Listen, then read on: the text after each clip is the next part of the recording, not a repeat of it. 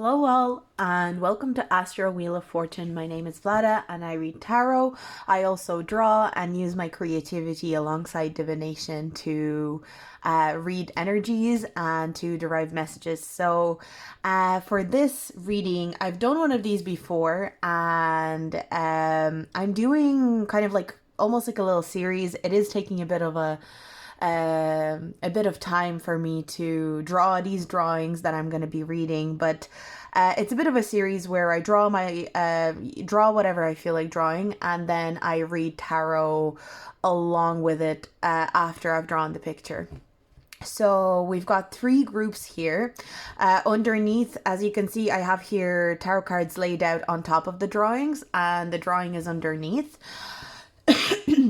So the three groups, we've got group 1, group 2, group 3. You can look at which group is calling you. You can see which group is like catching your attention, and we will uncover the drawing. We'll try to read the drawing, but also the tarot cards that come along with it, and we'll see what message that specific group has for you. So if you want to take some time to pause this and see which one is calling to you the most, feel free to do so. Pause the video now, but I'm going to get started, and I'm going to start with group number 1. So let's get into it. Group number 1, let's see what is your message. I'm going to push these out a little bit. Okay, let's look into it. So I'll show you the drawing first, and then we'll get into your message, group 1. So I'll pull these aside. So as you can see here, we've got this drawing. I'll bring it closer to the camera so you can see. I print these drawings out on like glossy paper for the reading. So I'm like in the theme of doing Russian dolls right now. That's just something I started with. I have a Russian doll sitting here on my desk all the time, so it inspired me to do some drawings of Russian dolls. So let's get into your reading. So this drawing, when I started to draw it, I knew I wanted one doll coming out of the other, but I wasn't really entirely sure why and what shape or energy the drawing was going to take on. But that was my initial thought. I wanted just one coming out of the other. And I feel like the way I'm reading this drawing right now is that there's a new version of you that is ready to emerge. But it's not like the old version of you has to go away. So there's a feeling of two energies within you, and one version is ready to emerge and the other version does not necessarily want to let go, but there's a process of integration that needs to happen in order for this transition to happen. So you may feel right now, group number 1, you may feel like because this new version of you is interested in emerging and showing up, I'm kind of getting that you could be worried, you might be kind of like anxious that you have to let go of the old version of yourself. But in reality, you don't have to let go of it. You don't have to detach from the old version of yourself because first of all, it doesn't want to go anywhere. So, you yourself and your whole energy, you don't want it to go anywhere. And that already intuitively tells you that it's not something that logically makes sense even for the old version of you to detach or die off or transform, whatever it is that you want to call it.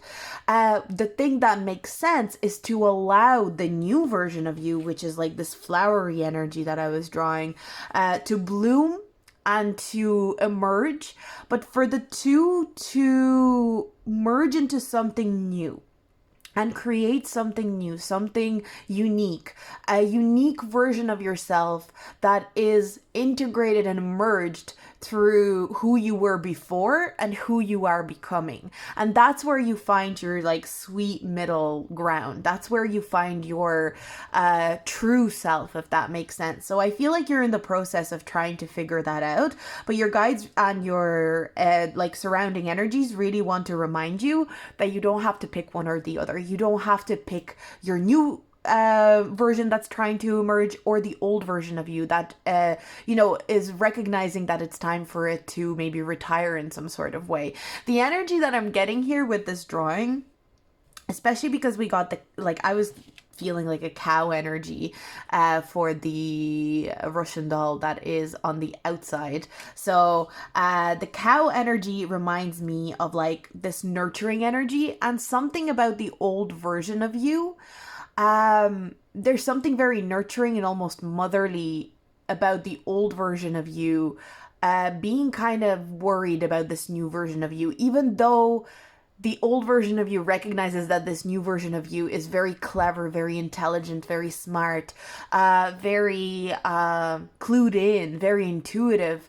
But there's this feeling of protectiveness. So I suppose the way that you can integrate the two is to allow the old version of you to nurture and protect this new version of you. You may feel like they're fighting within you, or you may be worried that they are fighting within you, but in reality, one version of you just wants to protect the other, and vice versa in a way. I feel like the new version of you is more kind of like, look where we can go, look what we can create, look what we're capable of.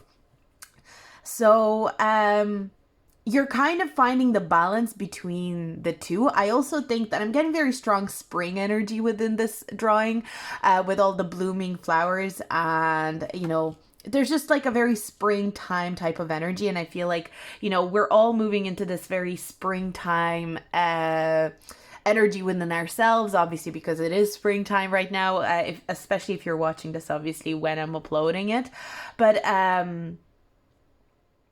your guides are just saying it's okay to allow the old version of you to inform certain aspects of how the new version of you moves through life. It doesn't have to be that you cut off the old version of you and just move on with the new version of yourself, because that's not the true version of you, if that makes sense. The new version of you, while yes, there is something very refreshing and exciting about it, it's not the full extent of who you are, if that makes sense. So your guides are saying don't push yourself to almost like grieve and come to terms with the fact that you need to let go of the old version of you. You will naturally let go of the old version of you eventually, once the old version of you feels like it's safe to detach. Make the old version of you feel like it's safe to detach. That's what I'm getting here. So let's look at your tarot cards. Okay, we've got the Three of Swords in reverse, which makes sense when we talk about detaching from something, detaching from hurt. You may even feel like the old version of you, I don't know, some of you may feel this way, some of you may feel a slightly different way, but there's a feeling of like, I have to detach from the old version of me. The old version of me hurt me. The old version of me got me into bad situations. The old version of me got me into shit, basically. And your guides are really saying, be careful not to see it from that perspective. Be careful to not, even if it's, you know, in glimpses of moments, make sure that you are seeing the old version of you as someone who was trying to protect you, who was trying to nurture you, but didn't have the needed tools, education, or knowledge to do it properly. And if the new version of you and the old version of you can work together, that can be explained to the old version of you. That can be translated and interpreted to the old version of you. You need to just find... It's kind of like the new version of you and the old version of you speak a slightly different language, and they just need to learn each other's languages a little bit better and start communicating with each other in a more intricate way. So maybe for some of you there could be, oh, I'm getting like a journaling prompt right now, so let me know what you think about this. I am getting for you to sit down and channel yourself, maybe meditate before it, channel yourself into the old version of you and write a letter from the old version of you to the new version of you. And then do the same practice with the new version of you to the old version of you. So maybe meditate in the energy of, who am I becoming? Who am I? Who was I before, and who am I like what energy am I detaching from, and who am I becoming? And the energy that you're detaching from, write a letter from that energy to the new energy, and write a letter from the energy that you're becoming to the old energy, and see what they want to say to each other, whether it be, you know, they talk to each other nicely, whether only one version of you talks to the other nicely, whether, make sure it's an authentic feeling. If an old version of you feels hurt by the new version of you, maybe there's a need to recognize that and honor that. So it's all about realizing that the two should work together rather than, and the integration is the most compelling part of this transformation that you're going through, rather than this new version of you. This new version of you, of course, deserves like honoring and respect, and deserves to be seen as beautiful and important, and a new evolutionary kind of stage in your life. But at the same time, the new version of you wouldn't exist without the old version of you, and there's something that needs to be honored there.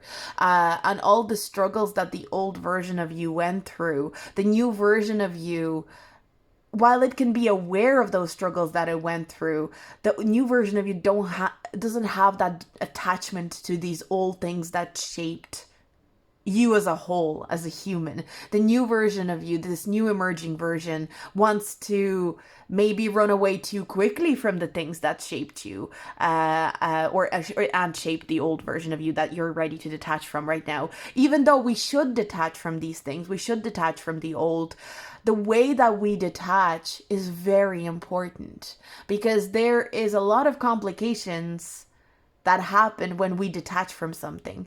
Do we give it honor? Do we give it respect? The same way, let's say if you were deciding to break up with someone, I suppose that's the analogy that I'm getting visually. I'm visualizing this feeling of like, if you were breaking up with someone, how would it feel if you just ghosted them? Like, how do you think they would feel? And maybe they would know that they were toxic in some way, but they probably also wouldn't have the full extent of knowledge of how they were toxic, or maybe they were confused. If you were to ghost someone, of course they would be hurt, and we can understand that maybe from human perspective. Excuse me, and the human relationship. But maybe for you, you could look at it in terms of, how do I deal with the old versions of myself? Do I want to run away from them? Do I ghost them? Do I forget about them? Do I tell myself, let me just detach from them as soon as possible, as quickly as possible, without explaining why I'm detaching from them, without explaining why I have to move forward? Because there's something here, there's some work that could be done here. Maybe writing a breakup letter, but not necessarily like a breakup letter. Breakup letter sounds too kind of hammy to me. Like, it feels a detachment letter. Writing a detachment letter to the old version of you, honoring the old version of you, could be very helpful to this transformation. That's what I'm getting. Yeah, allow the two of them to work together. We've got the Three of Pentacles here. Allow the two versions of you, the past and the future, or the version of you that you're becoming, to work together to create your present moment. I suppose that's what it is. Past and future create our present moment. It's not that, and present moment in turn creates our past and future, because it's all as above as below, or as above so below, and like the mirroring effect. So the more you can integrate your past and your future, the better your present moment will be. That's the energy that I'm picking up on. Like the feeling of being honoring and respecting your past, and honoring and respecting your future with a lot of enthusiasm and optimism, honors and respects your present moment.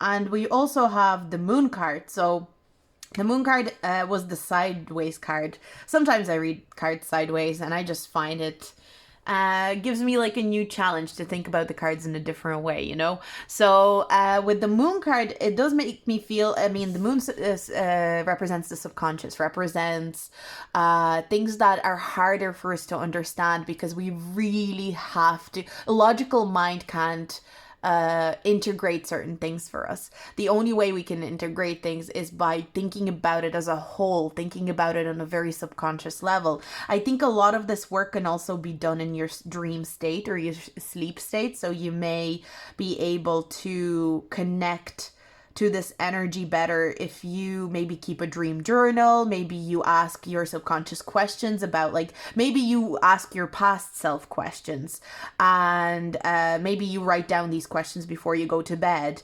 You put them down, and first thing in the morning when you wake up, you write down the answers to these questions from your past self, even if it's a word, even if it's just a sentence, even if it's just a drawing or a doodle, whatever it feels like. I'm seeing you sit down with a journal, write out a couple of questions to your past self, like, how would you like me to treat you? What would you like me to do? How can I make this transition easy for you? Or, whatever comes to you as well. Keep in mind, this is intuitive. So to you and whoever's watching this, each one of you who picked this group will have a very specific thing that you probably want to talk to your past self about, or the self that you're detaching from, because it's not quite your past self completely yet. There's, it's fragmented. So, like, how can I make it easier for you? How can I make the transition better? And then I see this, like, visual of you waking up first thing in the morning and sitting with this journal and writing maybe one question. You can only summon a word.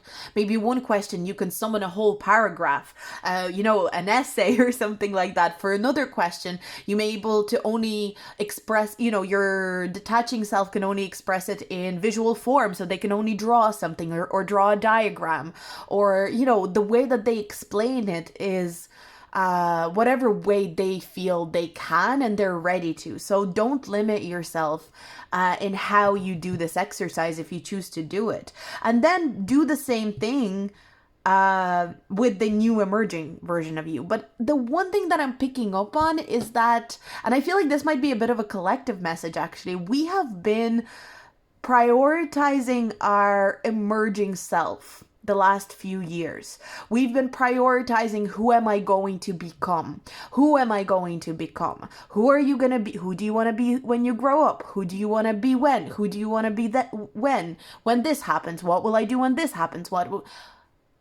How do I honor the person that I'm detaching from? I feel like that's a collective message, honestly. But for you specifically, it's so relevant in the context of this reading.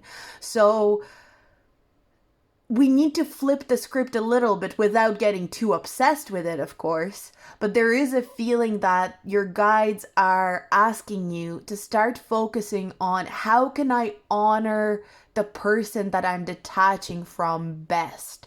How can I honor my, because I'm kind of getting the way we need to honor our ancestors, we need to honor our family. If it treated, the family treated us well, if our ancestors, whoever came before us treated us well. But how can we honor our ancestors if we can't even honor past versions of ourselves? So it's kind of like, again, it brings us back to that thing where everything needs to begin from within.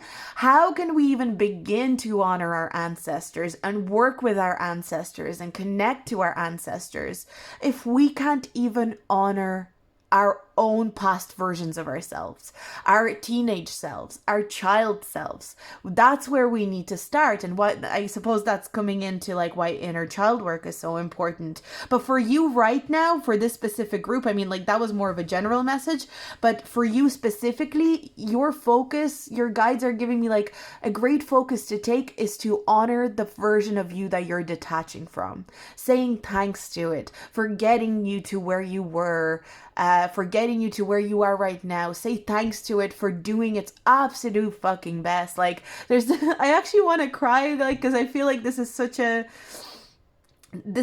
beautiful message, because our past versions of ourselves, no matter how dumb, no matter how, or we perceive them as dumb, no matter how selfish, no matter how scared, confused, They deserve to be honored in their own way. Of course, we also have to, say, well, that wasn't okay. That the thing that I did here wasn't good. That wasn't good. But we also have to honor the things that we did do well. We have to honor the things where we did excel and succeed despite it all, despite the challenges, despite the hardships. And I think that's what this group is really all about. Even the most recent version of you that you're detaching from. And maybe that's where maybe you are someone, I kind of get a feeling that you are someone who's probably done a lot of inner child work, has done maybe even like teenager work. You worked with your inner teenager and looked after your inner teenager as well. But where you maybe are struggling is giving respect and honor to the version of you that is just about to leave you. Or, it's kind of like, oh my God, like I can't believe a year ago I was like this. Oh my God, like why couldn't I have copped on? Why was I doing this? Like why was I acting like this? But I feel like that's where your next step is. That's where your work is now, group one. Working with your detaching self. That's how I want to call it. So that's what I have for you, group number one. What a lovely reading. I feel like it's a very warm, I feel like this drawing really encapsulates this reading. There's some kind of feeling of warmth, freshness, springtime, nurturing, protectiveness, caring.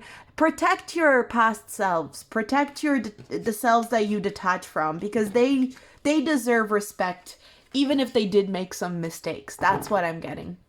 So I'm going to leave it here for you, group number one. So I'm going to move on to group number two now. So let's get into it. So group number two, I'm going to put the tarot cards aside and we're just going to start with your drawing first. And I'll kind of go over the mindset that I had when I was doing this drawing. So this drawing started out as... to be honest, I didn't know where it was going to go at all. It was quite chaotic when I was starting to draw it, but I just wanted to create like a different shape. And I also wanted a feeling of kind of like less emotional and more explorative, if that makes sense. I wanted to create, because I felt up to this point, all these Russian dolls that I was drawing, there was a lot of emotional feelings, emotional energy coming off of all these drawings that I was doing. And I wanted a feeling of a little bit more like playful, but also kind of like intriguing, and also kind of curious, and just like a little bit more edgy, I guess. Like you could even say edgy. You could be a very edgy person, group two. Maybe there's an edge to you, but the edginess, I didn't want this edginess to be like pretentious, but I wanted to honor the fact that things don't always have to be emotional, that things don't always have to connect to like, intuitive, watery spirituality, that there is also value in things that are a little bit more playful, things that are a little bit more black and white. And that's why I kind of went with the black and white scheme for the Russian dolls. And not everything has to be like quite I wanted to kind of push it away from traditional. So there is this group, and this drawing specifically really reminds me of Gemini. First and foremost, we got like the two Russian dolls, and they're kind of like the opposite of each other, but they're also matching, and they share two eyes. Like one of them has an eye and the other one has the other eye. And it didn't get me thinking about partnerships, and also got me thinking about teamwork. It also got me thinking about how sometimes two people are essential in a situation, even if they have completely opposing views. There was this kind of feeling that I was getting from drawing this, that when two people with completely opposing views come together and step into the same energy or into the same space, chaos can ensue, because the opposing views, there's this feeling of like, oh my God, like, how could you think this? Like, I think like this. I don't understand how you could think like this. And then the other person's like mirroring that energy back. But in reality, each of them has one eye that is seeing only one side of the story, and the other person is only seeing one side of the story. But when you merge those two eyes together, you see the whole picture. And so maybe some of you have been in a situation or multiple situations where you feel like you've been butting heads with people about maybe your opinions, your views. It could even be that you are kind of battling it out within yourself. Maybe you don't know what to believe anymore. You don't know what to think anymore. I do feel like whoever picked this group, you are more on the... I feel like you would have a lot of air in your chart, because this specific group, as I said, reminded me of Gemini when I was doing this drawing, but also other air signs were popping into my head as well when I was drawing this.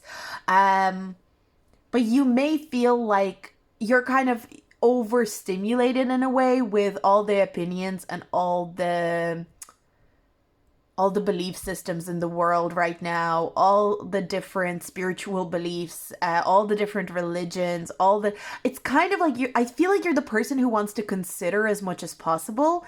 But the thing is, it's not always possible to consider everything. And so your guides are kind of coming through here and saying, it's amazing that you like to be this broad-minded person. It's amazing that you like to have a very broad understanding, a very considerate understanding of the world.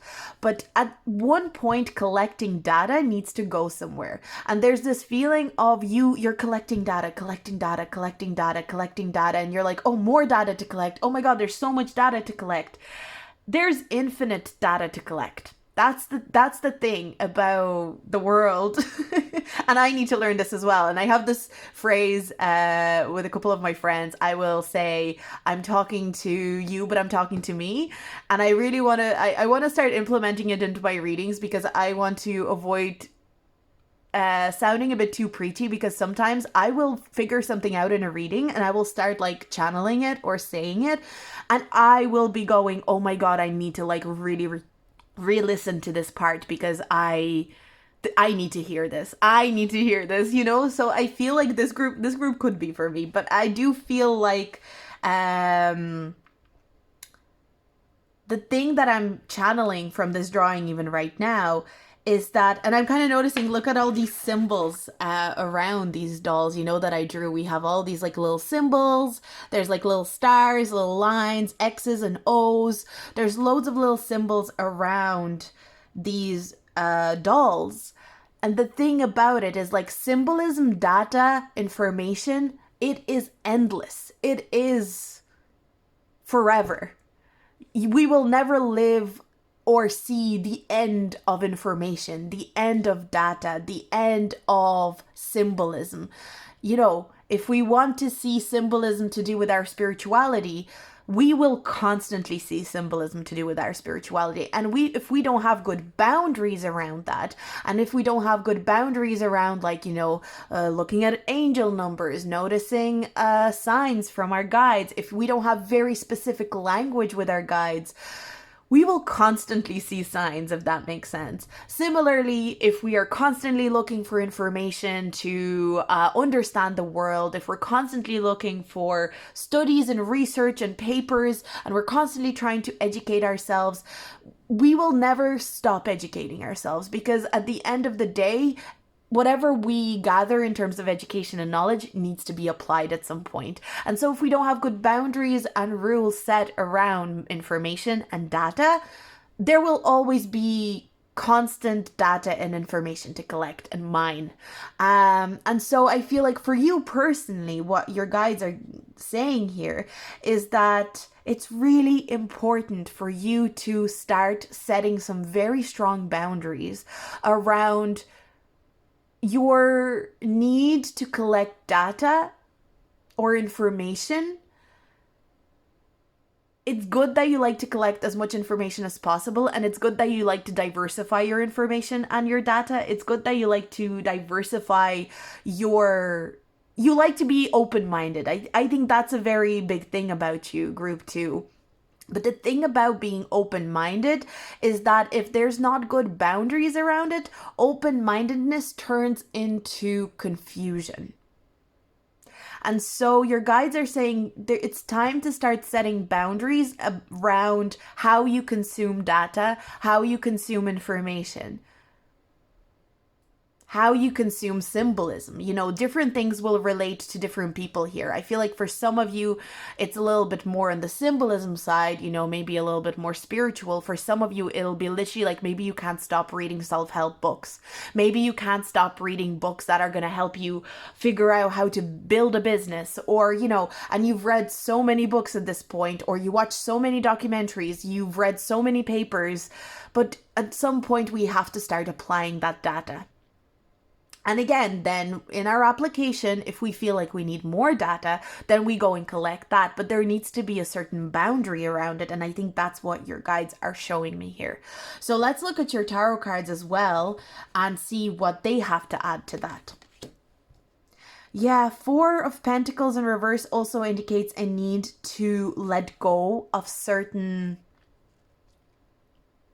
I wouldn't even say beliefs, because that's not true. I don't feel like that's true for this situation or this card.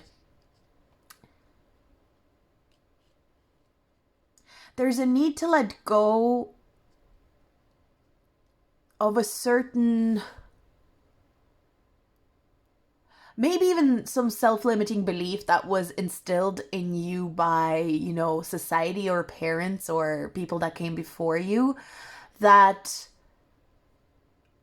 there's something, I feel like maybe there is something to you and your energy where you have been told that information and gaining data and gaining information is the way that you get educated. And if you are not constantly like reading, if you're not constantly, which is like, reading is important. Yes, absorbing information is important. Absolutely. I don't want to knock that, and I don't want to say that's not important. But the way that you do it is also important. Maybe, I don't know if some of you have some sort of self-limiting belief. Maybe you are someone who like, maybe you didn't finish school, or you didn't go to college, and there's so much intelligence in you because your brain wasn't shaped, and it's not to say people that do go to college are not intelligent, or that people that don't go to college are not intelligent. It's a different type of intelligence. It's just a different type of intelligence.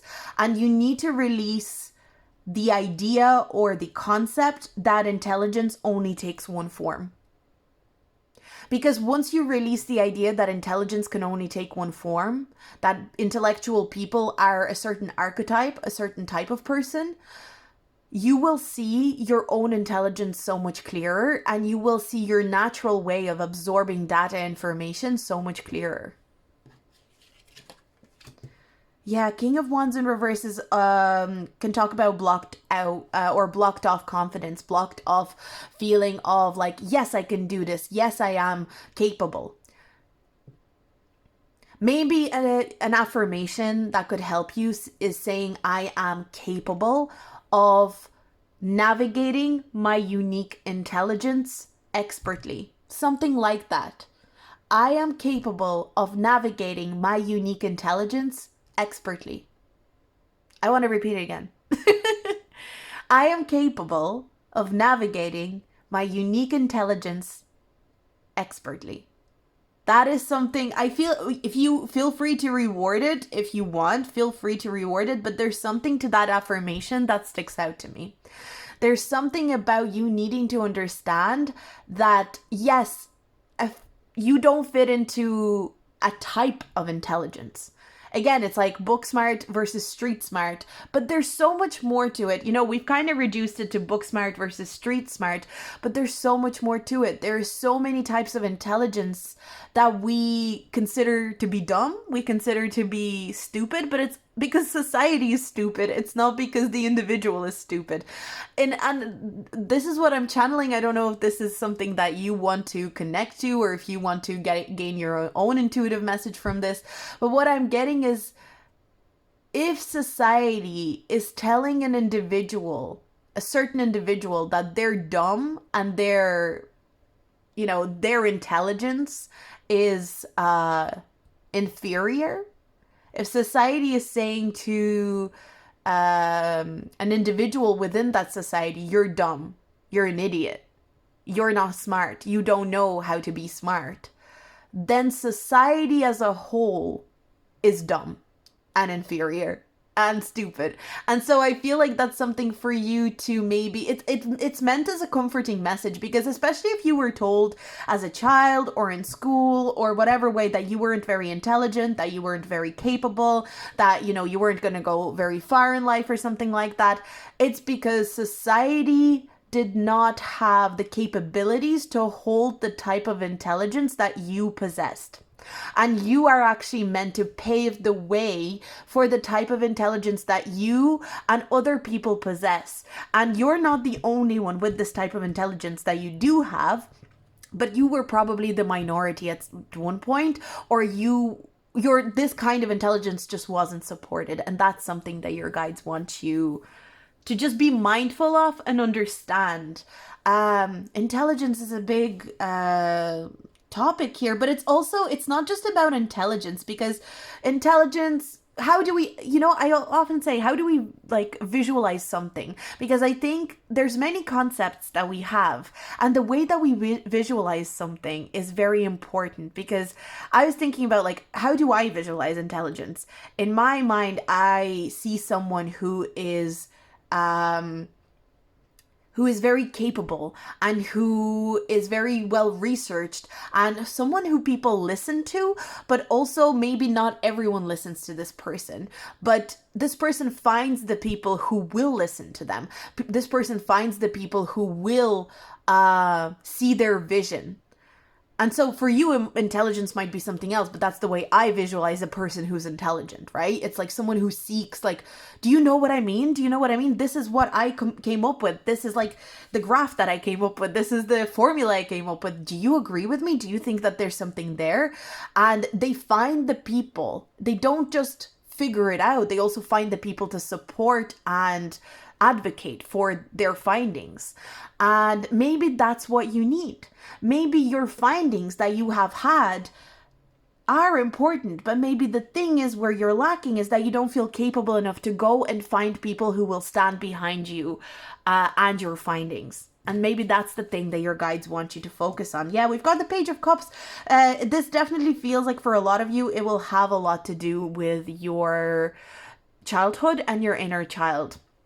A lot of you could have felt very incapable as a child. A lot of you could have gotten comments from adults or your peers that there was something wrong with you in terms of your intelligence. Maybe that you were too emotional as well, because the Page of Cups is like, that's another thing. Highly emotional people are often seen as not intelligent, because they're seen as not as logical. And therefore, of course, if you are not logical, you can't be intelligent. But also, I would argue that there are some very logical, highly emotional people out there. That's another thing. Like, logic and emotion are not mutually exclusive. They can work together. There are emotional people out there who are also super, super logical. And that can also create more of a problem sometimes, because too much logic can put you into an overdrive of not living in your body and not living intuitively. So I do feel like there could have been some shame attached to your capabilities. I feel like it's more so capabilities rather than intelligence. You are capable. I think that's something you really need to repeat to yourself and you need to know. And I feel like that's something that your guides want you to know. You are capable. You are very, very capable. And I feel like some of you, looking at this drawing as well, it does make me feel like sometimes you see things as very black and white.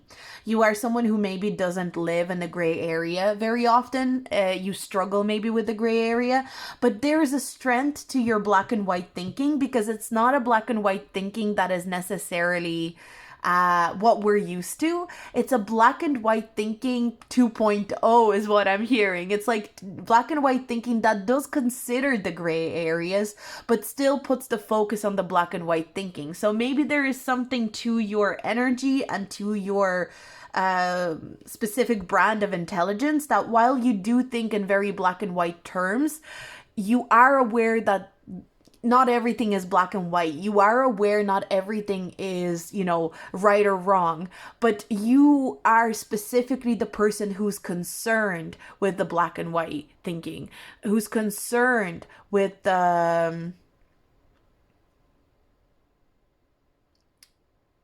with, distinguishing what should be done and what shouldn't be done. You could be someone who feels like living with rules and living with directions helps you. Maybe you need a certain level of having a rule book. You need a rule book in order to function in society. You need to have, a set conduct, or like a set... you like it in writing, you like it explained, you like a law being put down, but not necessarily the law structures that we have, legal structures that we have, like literally in the world right now. But maybe there is something to it. Like maybe you're meant to... There's something about you that you like contracts. You like having contracts because contracts outline rules and make sure that people don't stray from these rules. But you could be someone who redefines contracts with the consideration for the gray areas, with the consideration for emotion, with the consideration for how logic and emotion go together. That's where your strength lies. You are not black and white to the point where it's extreme, if that makes sense. But your black and white thinking is very unique. So that's what I have for you, group number 2. Very interesting reading again. If you like this reading, do like, subscribe, and comment, especially with your feedback if you feel like sharing what you think of this. But I'm going to move forward. So we're moving on. We're moving on to group number 3. So this one was a little bit different because the main face on the card is on the bottom. That's why I had the cards different, but I'm going to put them here. And, there's a reason for everything. So there's a reason I probably wanted to draw it this way. So this is the drawing. As you can see, it's like a upside down doll, and she has 2 little supporting dolls on the side. And one thing that I felt with this drawing when I was doing it, because there's 2 little dolls that are supporting this big doll, and the big doll, she's got a crown on the top as well. There's a crown above her butt, but she is upside down. And there's something about the energy of this drawing to me that says sometimes the people, like, because I'm kind of seeing it as like a motherly energy. And I feel like for you, there's something about supporting, maybe not necessarily a mother figure or a parent, but maybe people who came before you, who may not have always been perfect and may not have always done things correctly, but that with a bit of support, they could do amazing things. And I feel like there's also something to it about you. You may not have always gotten things correctly. You may not have always done things right. You may have even done things a little bit backwards. You may have Mars or Mercury natally in retrograde. So like in your birth chart when you were being born, Mercury or Mars were in retrograde potentially, or like one or the other was. Because there's something about thinking and doing things backwards, but while in the moment it may feel like you're doing things backwards and you're doing things wrong to other people, when we look at the big picture, it turns out you were doing things correctly and right all along.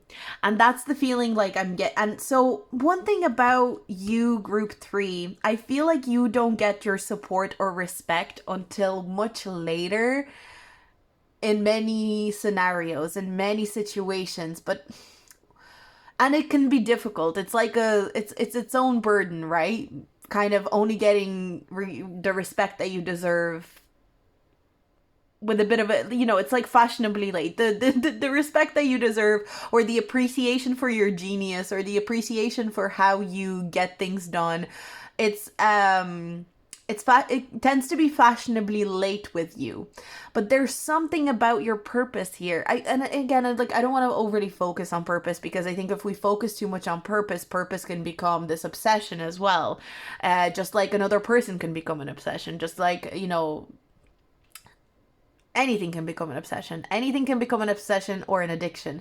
And so, but there is something to it, in your energy group number 3, that even if you go and start in a very backwards way, like if you were given a project and everyone was starting on one side and you were like, you know what, I want to start on that side. And everyone would be like, why are you doing this? Like, what's wrong with you? Why are you, like, clearly we were told to start at this point. And you're like, I don't know. I feel like I have to start at this point. I don't know. I intuitively feel that. And that's kind of, it is an energy that I'm picking up on. It's like, you feel like it's a good idea to start at a different point to everybody else. And you're not necessarily doing it to spite people or make people angry or uncomfortable. You're doing it because that's genuinely something you feel intuitively. And it does feel like you're the kind of person that actually, through you doing things backwards according to society or according to these people who might judge you, in reality, this is just another correct way to do things. But the reason that you need to go backwards is because it helps future generations in some way. And I feel like you need to know, group 3, this is not necessarily that you shouldn't be integrating with your own generation. It's not necessarily to say that your own generation is not a generation that you were meant to be born into, because you were, absolutely. It's not to say that your generation isn't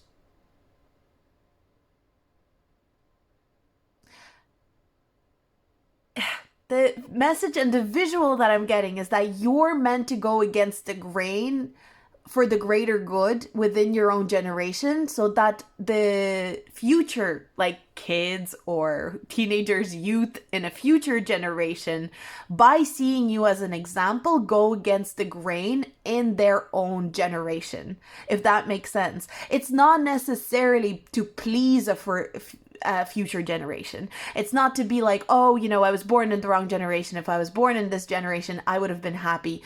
Every generation must have a person who thinks backwards, or a percentage of people, not just one person, of course. Every generation needs a percentage of people who think a different way, backwards, in a way that makes no sense to the majority. But that's the point of evolution. It's a variable that changes with each generation, and you were that variable, if that makes sense. And yes, at times that can make your life a little bit difficult, or even a lot difficult. And at times it makes you feel like the odd one out, and maybe may even have a certain level of loneliness. But I'm getting that in your lifetime, you will get to see the positive effects of you moving against the grain and doing things backwards. You are also the kind of people in this group 3, who are meant to make a lot of mistakes. And again, I don't think anyone likes to hear this particular message, but I'm kind of starting to like this message when I hear it in readings.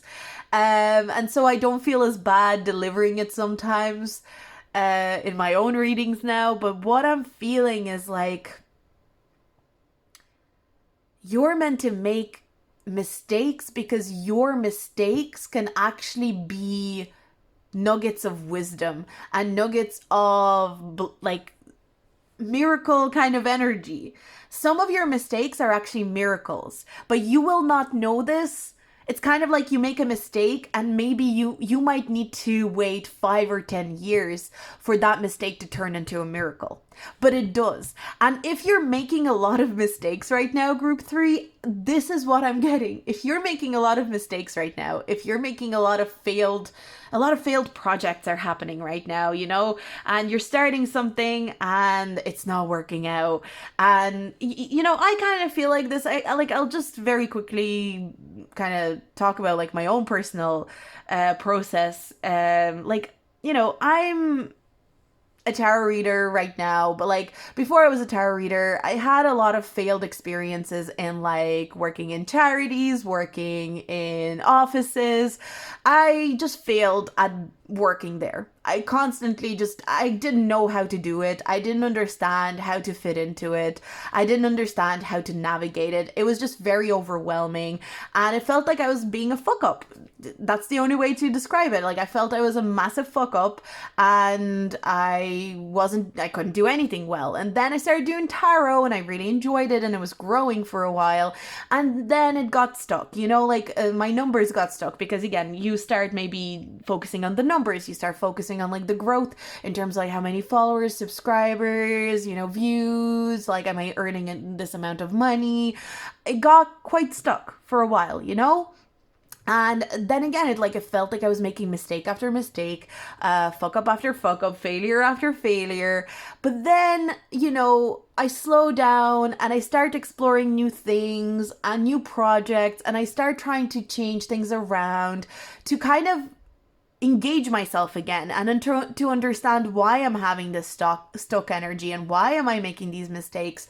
And I'm thinking of all these new things, but not all of them are taking off right now. Like I'm in a place of like being very experimental right now. I have to be honest with my own like channel, as a lot of you probably noticed. But again, I don't want to talk about myself too much in this context, but what I'm trying to explain is that some of the mistakes that I used to think were mistakes turned out to be the biggest blessings. Like if I wasn't making these mistakes in these offices where I was working, if I wasn't being a fuck up in these offices that I was working, or if I like fit in these offices, I wouldn't have had this exploration that I have now, for example. I wouldn't have had this space to experiment right now, and which is a lot of fun, even if sometimes I feel like I'm failing, and that's the way your guides want you to look at your life right now. And so there's this feeling that maybe, whatever mistake you make, say to yourself, this mistake is really going to turn into a miracle for me in 5 years. Whoa, what a powerful thing to say. Do you not think this is a very powerful thing to say to yourself? Maybe journal about the fuck ups or failures or mistakes that you have experienced in the last year or so. And beside each one, write down the year. Maybe say to yourself, okay, this mistake that I made, if I add 5 years onto the date of that mistake, that's my blessing. That is going to result from this mistake and this failure. Whoa, that is a powerful way for you to even manifest group. That is such a powerful way for you to manifest group 3. So this could be a bit of a manifestation hint that your guides are giving you here almost. Writing down, let's say you make a mistake, you write down the date of your mistake, and you write down, this is how I fucked up. This is where my mistake was. This is where I went wrong. And correlating maybe a blessing that could come in for you. And for some of you, it doesn't necessarily have to be 5 years. If it's a smaller mistake, smaller mistakes have quicker returns. Bigger mistakes take years, maybe. Or is it big mistakes? Not necessarily. No, I feel like that's wrong. Don't listen to me. Listen to yourself. But I am getting a very strong feeling of mistakes correlate to a blessing, but it takes time to integrate the mistake and transmute it into a blessing. But if you think in terms of, if you want to just keep it simple to yourself, when I make a mistake 5 years from now, that mistake turns into a blessing, or 2 years from then, that mistake turns into a blessing. But use your intuition in terms of like how many years or months it's going to take to turn into a blessing, because that's individual to each one of you. Yep, whatever. Yep, makes sense. Nine of Cups in reverse. Whatever you fail to manifest, or you feel like you made a mistake in manifesting it, if you feel like you made a mistake in achieving it, it's granting you a blessing in another way, in a much more amplified way. And support, one thing that I feel like your group needs to know, whoever doesn't support you right now, whoever doesn't support your ideas or your thoughts or your beliefs right now, the very person who doesn't support you right now will be amazed at the things that you're going to achieve in a year, in 2 years, in 3 years, in 4 years, in 5 years, so on and so forth. Whoever doesn't believe in you right now will be gobsmacked by what you're able to achieve long term. Knight of Swords. Yeah, I feel like for a lot of you, there is a need to speak very clearly when you've made a mistake, and communicate that very clearly, even if that's just to yourself. Saying to yourself, that was a mistake on my part. And seeing it from this point of view of like, this is a mistake, this is a failure, but it's not a mistake or a failure. The way that we, I suppose, see mistakes and failures is like wrong, oh, shame, bad, negative. But the way that we should look at mistake or a failure is, something went wrong here. I did not calculate things accordingly. I did not project things accordingly. I did not use my intuition correctly. Okay, what can I learn from this? And I obviously, when we talk about it like in a reading, but in the moment, it can be very difficult to get yourself into that thinking process. But I feel like you could really benefit from redirecting your thinking process around mistakes, failures. I even think for some of you, it can be as simple as like you dropping something. Let's say you dropped and spilled something. How do you react to that? Do you go, oh my God, I've ruined this thing. Oh my God, I was really looking forward to that drink and now I've spilled it. What an idiot. You know, like, do you think like this, or do you go, why did I spill that drink right now? Oh, it's because I wasn't paying attention to what was around me as I was carrying it. Okay, well, this drink is gone. Now I have to go get another one. Well, I'll learn. I'll be more careful carrying the other drink the next time. So there's, creating a sense of neutrality around mistakes, around failures could really help you, because the things that seem so backwards to other people right now, the things that you're doing, that this is a big message for you, group 3. Whatever you're doing right now may seem like you're going backwards, may seem like you're just like not doing the right thing, may seem like you are really not doing a good job as functioning in society to certain people. But in reality, you will gain proof that this backwards way, in inverted commas, that you have gone about things is the very way that was ever going to bring you success and bring you happiness, because your way is the backwards way, and there's nothing wrong with that. You get to the same point. I use this analogy all the time. You know, like in school when you were doing maths, and if you were doing a certain formula, you were doing like a mathematical formula in maths, but maybe you went a slightly different way than your teacher went. Like your teacher had a certain way of doing it, but you didn't necessarily do it the same way as the teacher did it, but you still got the right answer. That didn't mean that you didn't get the right answer and you were not good at maths. It just meant that you had a different way of processing information. And that was okay. And some teachers would be happy that you got it, but you got it in a different way. But that's great that you understand it in a different way. And some teachers would be like, no, you need to do it my way. And so if someone says, no, you need to do it my way, or no, you need to do it the society's way, it's just your clue to see that they don't get that people can be different in their approaches to life. And so your backwards way, or your upside down way, your upside down system is not wrong. It's just a different path, and that's okay. King of Swords. Yeah, I mean, with the King of Swords being here and the Knight of Swords being here, I feel like maybe communicate the way you think to other people, and especially people who maybe younger generations, like make sure that you are speaking it or you're writing about it, because I feel like the way that you think and the way that you move through life can actually help a lot of people.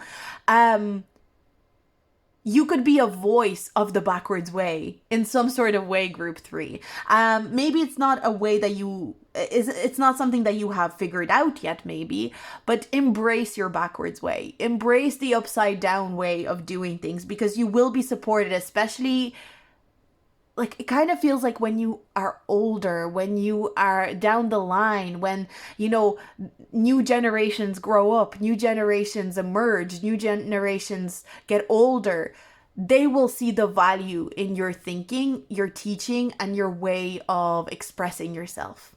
Don't be afraid to go backwards. Don't be afraid to be backwards in your expression, in your making of mistakes, making errors. You are allowed to make errors. Your greatest strength is error and mistakes, really. Okay. So that's what I have for you, group number 3. I hope this resonated. I hope this helped. I hope you enjoyed this reading. If you did, do like, subscribe, and comment. This is a drawing for you just so you can see it again. I'm going to leave it here. Thank you so much for hanging out with me, and I'll see you in my next video. Bye.